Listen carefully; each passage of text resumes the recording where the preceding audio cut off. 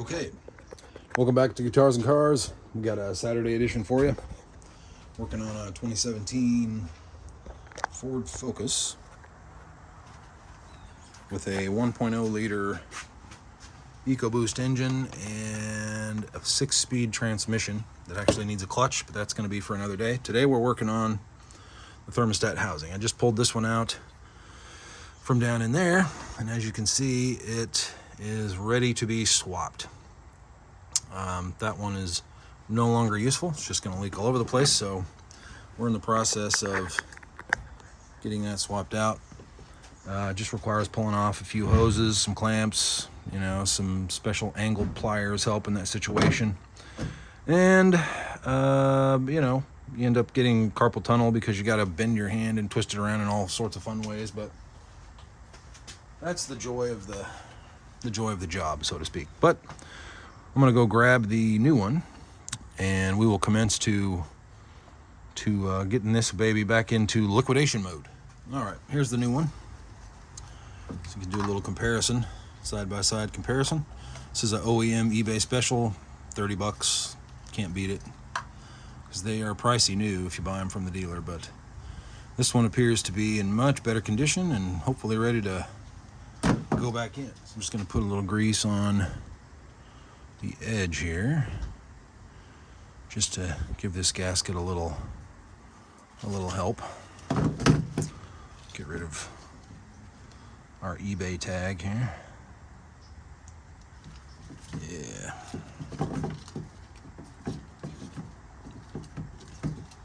Get rid of the eBay tag. Okay. Take a look at our mating surface. It might need to be cleaned up a smidge on there. Acetone.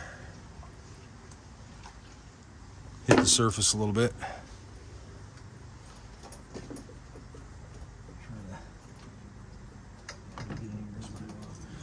We want this one. Alright. Going in with the new. This is a real tight spot here to be sticking your hands and trying to yeah. It's quite enjoyable. What's going here?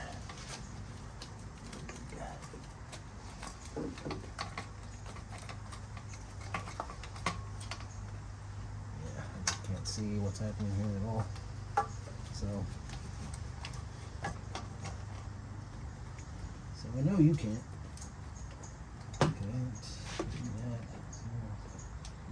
Got some holes here somewhere. Let me turn my light on. Maybe that helps.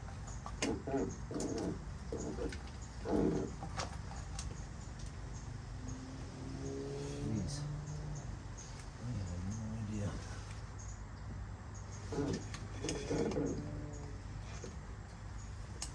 Is that right? Okay, so maybe that's it. I don't know. What can you see? Anything? I can't see nothing. Just kind of going by braille here.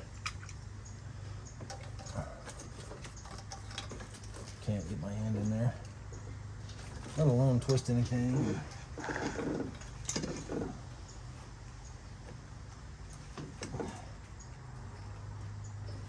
can barely see. You can barely see the hole, let alone, man. You gotta have little tiny fingers and hands to work on this car, apparently. I'm struggling with this one. Good God.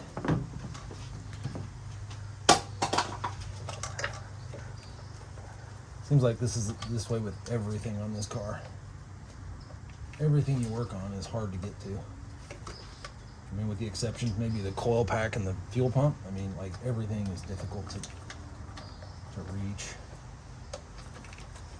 You gotta have special like wrenches that bend and contort in different angles, and I mean, if you're not prepared, you might as well just hang it up, put it that way.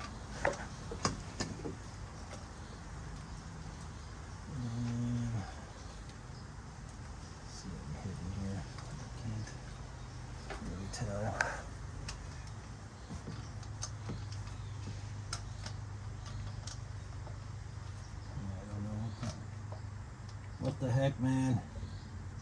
That doesn't seem right. Something's off here. Something is definitely off. I mean, it's just a thermostat housing, and it is a pain in the ass to get on.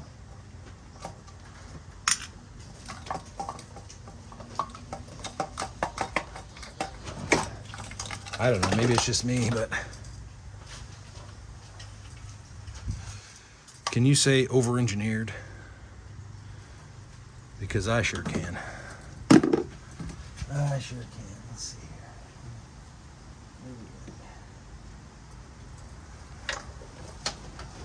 here.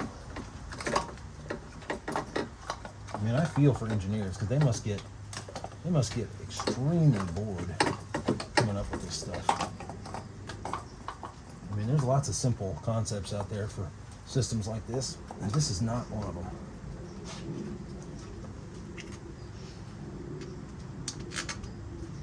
But I'll stop complaining. But you didn't come here for that. I know you didn't. You came here to see a guy get his ass kicked by a Ford. Maybe not, but that's what's happening. Okay. Getting closer, I think. Maybe.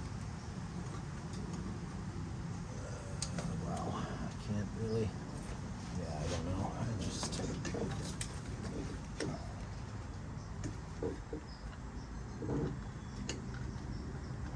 Okay. Is that? Oh, caught a thread there. Caught a thread. That's good. Making progress. Let's see if we can catch another one. And this is. I'm like thinking about doing a clutch on this car. If I don't sell it first, and I'm almost afraid to get into it. What I might run into, like having to twist my hands into a pretzel just to do this. But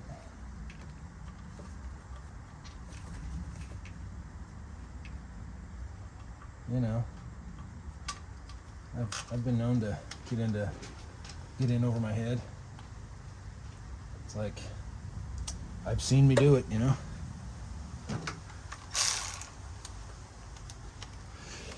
Okay.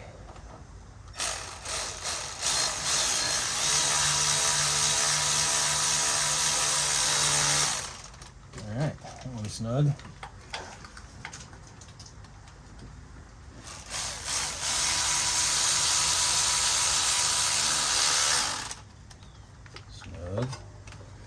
This one's fun. You got to kind of put the wrench in with one hand and guide it in with another. It's a whole thing, let me tell you. Go from the bottom, maybe. Perhaps if I can get my fingers around somewhere. Ow! Everything's a pinch point.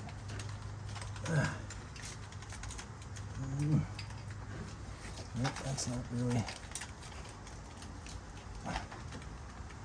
I can't. Let me try getting on my knees. Maybe that'll help.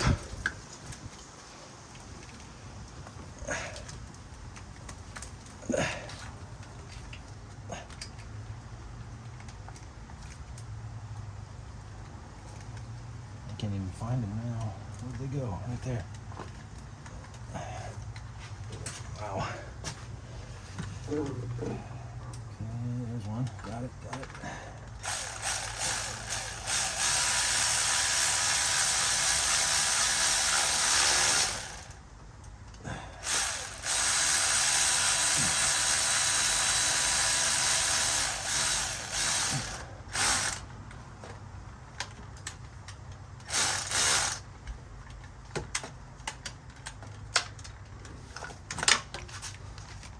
Okay, well, that's sort of good. Just try to snug them up a little bit, make sure they're tight. Just can't see anything. This would be really easy if the engine was out of the car. I think that's how these are intended to be worked on. You just pull it out of the car anytime you want to do something.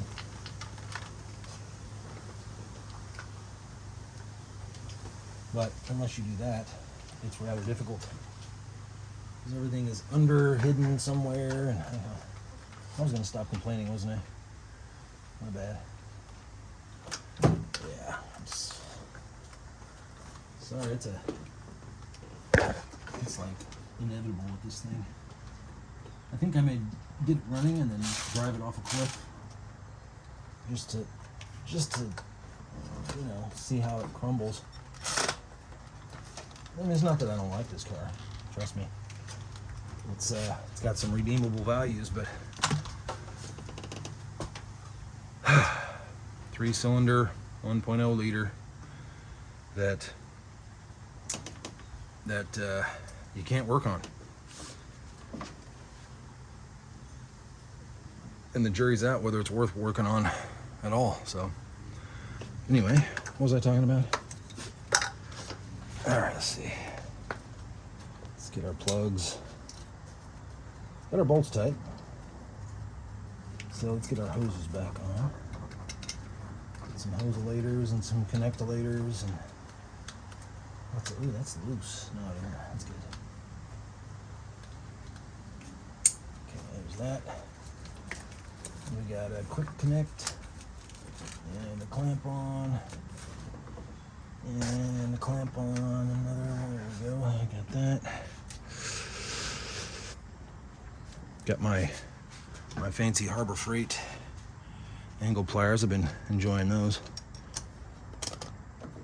Makes life a little easier when you're trying to unclamp stuff. Okay, get that coming on down here.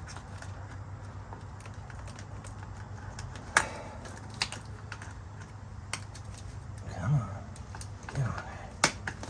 That isn't going to unclamp quite enough. All right, let's see here.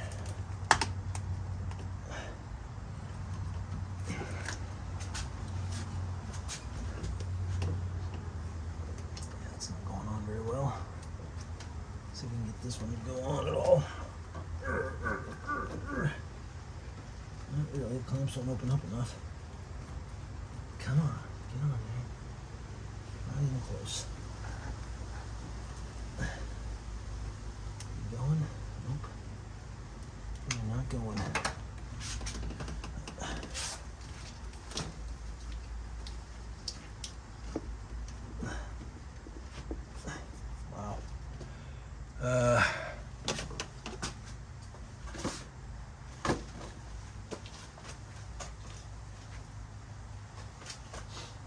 Something else I noticed about this is everything is a tight fit. I don't know if I would call it tight tolerances, but everything is fairly tricky to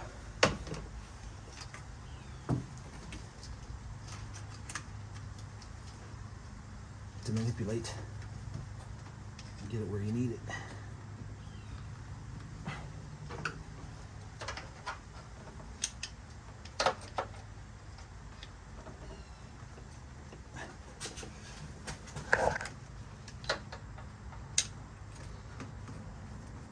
I got this car really cheap, actually. It's a 2017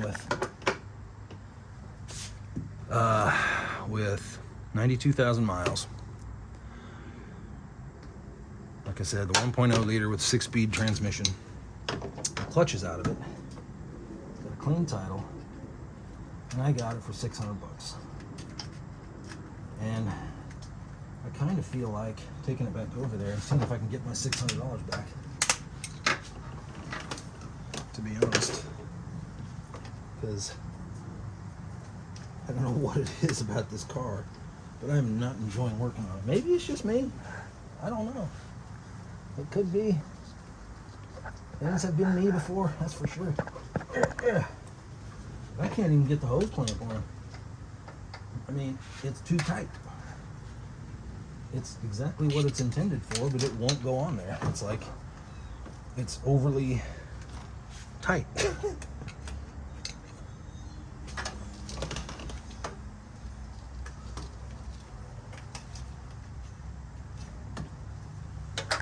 And there's no real access to slide it on. Yeah, I mean, it's just not going. What the hell are you gonna do?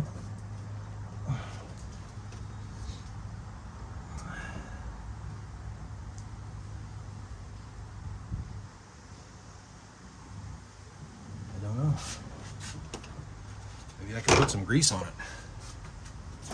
It's possible.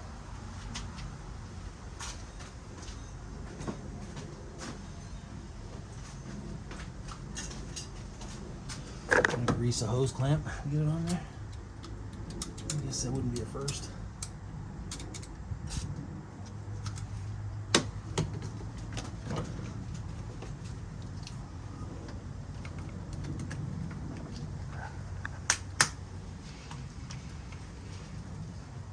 It's almost like it's sprung where it won't open up far enough.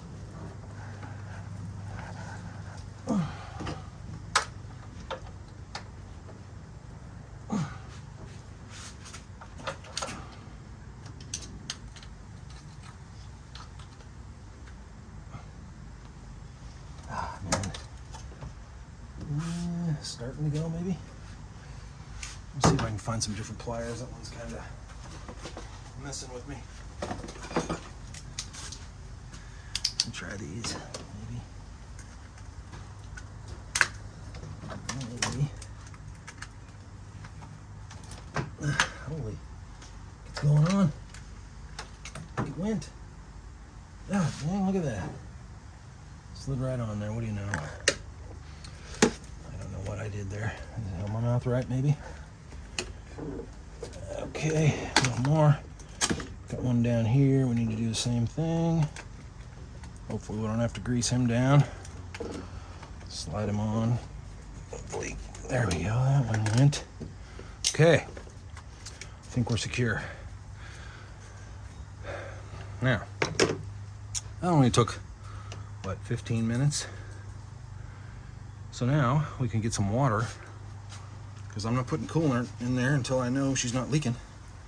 Okay, so I've got the water reservoir filled up there. I've got the air box sitting in there so I can plug in the MAP sensor. It's not fully placed, it's just sitting there. Let me get this old housing out of the way. We'll fire it up here.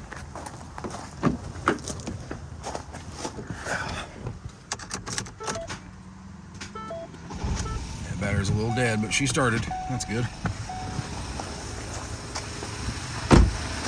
Okay.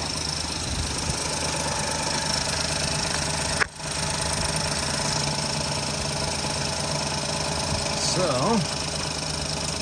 just gonna let it warm up and look for leaks down in there. So far, I don't see any. We'll let the system pressurize and see what it does. It's definitely a little vibration I need to look at, see what's going on there. And I don't hear the turbo. I don't know if you're supposed to hear the turbo on these. Right here, this little guy, this little turbo. I haven't found a lot of info on YouTube about this engine. There is some, but I thought I would post and, hopefully shed some light on some situations. I know I need to get versed up on this engine a little more.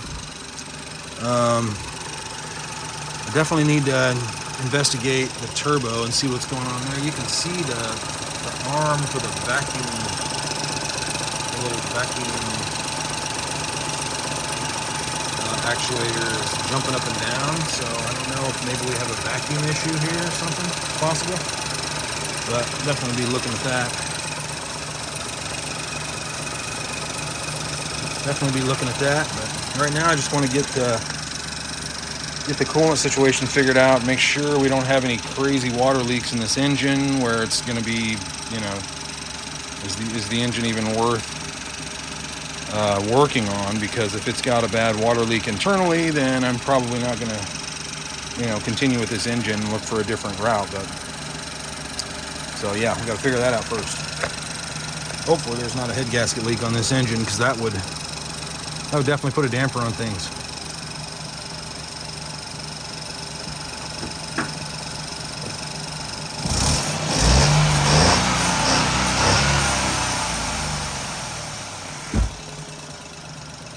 I hear something. I can't tell if that's a turbo I hear or what.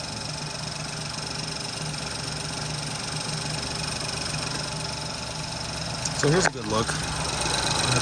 Hopefully you can see right down there that little actuator arm coming out of the vacuum. When I pull the vacuum off, you should see that arm drop. put it back.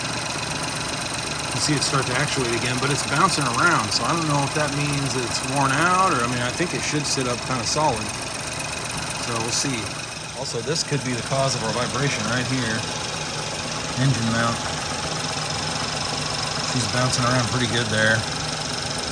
But maybe not. It might be something, I don't know if these engines, I don't think they're supposed to vibrate that much, so I may pull the oil packs to see how the plugs are looking. I mean, I don't think we have a misfire, but I don't think it's supposed to vibrate that much, so. Okay, so the engine's pretty much up to temp. You can see we've got a decent level there. And there's nothing crazy happening with this. So far, there's no oil coming into that reservoir, which is what happened with that car. 1.6 liter, definitely mixed oil and water and just made a huge mess. But let's see here, the engine's vibrating a bit still, but get to that in a minute. The heater's working, so it's blowing warm. And check engine lights on because I had the MAP sensor unplugged before I started it, but I should be able to clear that okay. But I will check and run some diagnostic on it real quick, see where we're at while it kind of continues to heat up. It's not fully up to temp, as you can see, but it's getting there. We got enough, definitely got enough to get some heat in the cabin, so that's good. We got a functional heater, right? Plus, plug in the old scanner. Let's see what we got here. Hello, come here.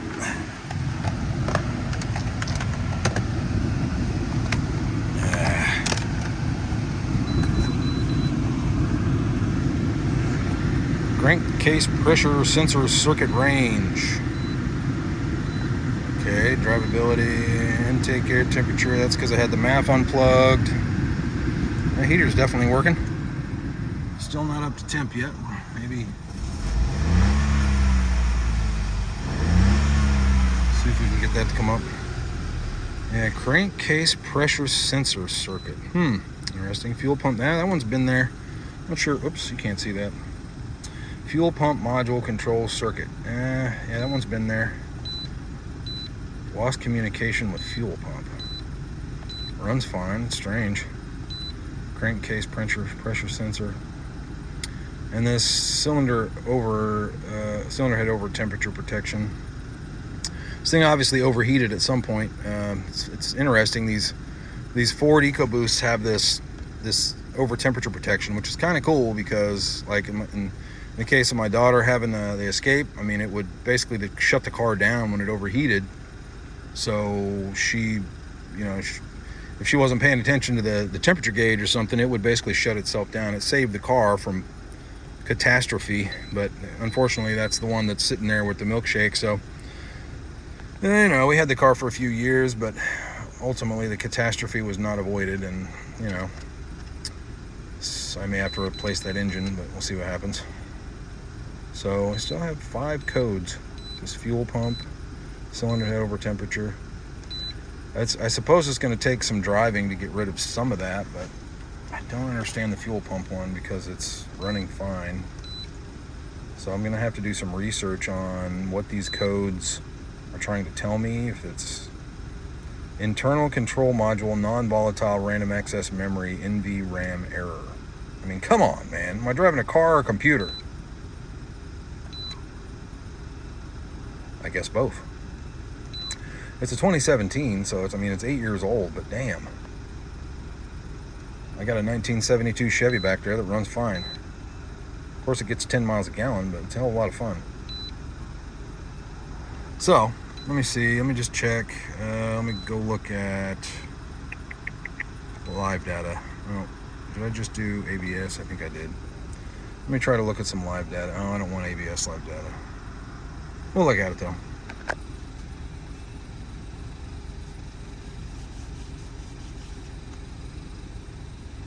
Maybe.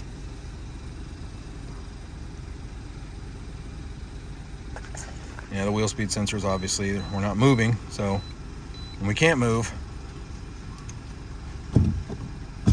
Does it say brake on? Yeah, there we go. It knows when the brake is on, so that's good. Steering wheel sensor. is reacting. That's good. Yaw rate, lateral acceleration, bunch of stuff we don't need right now. Let's go back to live data on the powertrain. Let's see what our fuel trims are telling us. I can't believe this thing is not coming up to temp. These things must run cool or something.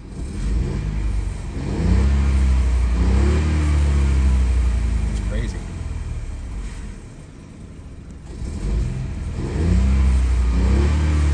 I do hear the little turbo spooling up. It's just not very loud. It's a tiny turbo, so what would you expect?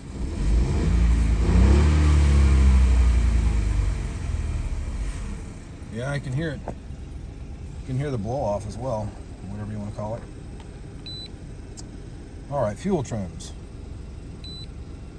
Short-term fuel trim 1.6%, long-term 10%. Well, there's only one bank, so simple data there. Short-term, long-term, 10% long-term. It's a little high, honestly. I don't know. So it's adding fuel for some reason, but it doesn't seem to be enough to trigger any type of, well, let's see. We did have the fuel pump check engine light. Yeah, it could be something going on with the fuel pump, I guess, but it just doesn't seem like that would be the code for that. And I don't feel vibration inside the car. The engine is maybe shaking a little, but it's interesting. Yeah, slight vibration. I barely feel it inside here. Throttle position 15%. There's some other.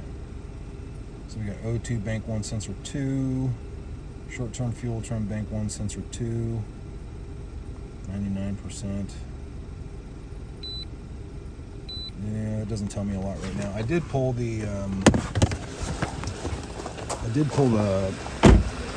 each one of the coil pack connectors one at a time. After I pull each one, it definitely bogged the engine down. So there's definitely, each one is firing fine, so no issue there. But this thing is definitely rocking back and forth a bit. I don't know if you can see it on the phone, but I don't know. Maybe that's normal for a 3-cylinder. But I mean, everything's warm.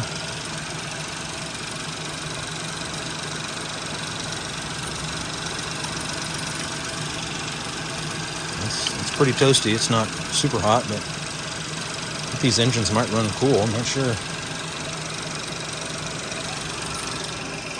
So anyway, my first experience with a 1.0 liter EcoBoost, and I mean, it's kind of cool that the turbo's right here. It's easy to work on, and the intake's back there. But I mean,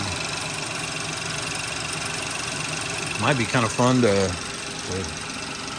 put this car on the street and run it around. I mean, it's not going to break any speed records probably, but you know, it is for sale in DeBary, Florida.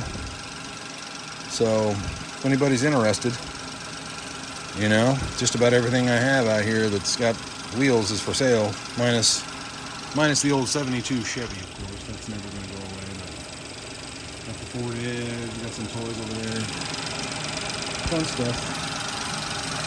So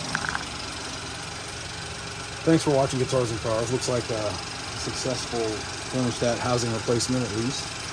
And we'll see you next time. Hit that like button. Thanks.